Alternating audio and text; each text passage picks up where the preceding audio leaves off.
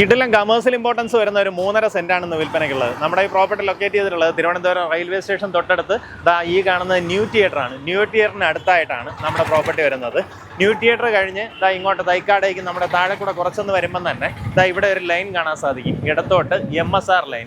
ഈ റോഡ് ഇങ്ങനെ ജസ്റ്റ് കയറുമ്പോൾ നമുക്കിവിടെ ഒരു ടർഫൊക്കെ കാണാം. ആ ടർഫിന് തൊട്ട് ചേർന്ന് കിടക്കുന്ന 3.5 സെന്റ് സ്ഥലമാണ് വിൽപ്പനയ്ക്കുള്ളത്. നേരിട്ട് ഉടമയായിട്ടുള്ള ഡീലാണ്. അകത്തേക്കുള്ള റോഡ് വന്നിട്ട് നമുക്ക് ഏകദേശം 3 മീറ്ററിനടുത്ത് വീതിയുള്ള ഒരു റോഡാണ് അകത്തേക്ക് വരുന്നത്. ഈ റോഡ് ഇങ്ങനെ ജസ്റ്റ് കയറുമ്പോൾ ഈ ടർഫിന് പിൻവശത്തായിട്ട് കാണുന്ന പ്രോപ്പർട്ടി. അതിനകത്ത് കുറേയധികം പഴയ കെട്ടിടങ്ങളാണ് നിലവിലുള്ളത്. പക്ഷേ അത് തട്ടിക്കളഞ്ഞ് നമുക്കൊരു ലോഡ്ജൊക്കെ ചെയ്യുകയാണെന്നുണ്ടെങ്കിൽ തമ്പാനൂർ റെയിൽവേ സ്റ്റേഷന് തൊട്ടടുത്തായിട്ട് വരുന്നൊരു പ്രോപ്പർട്ടി ആയതുകൊണ്ട് തന്നെ ആ രീതിയിൽ നമുക്കൊരു ഇൻകോ ഒക്കെ ഉണ്ടാക്കിയെടുക്കാൻ സാധിക്കും.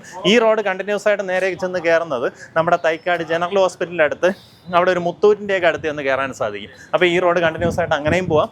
നമ്മുടെ പ്രോപ്പർട്ടി വരുന്നത് ഈ ഒരു ഫ്രണ്ടേജ് ആണ്.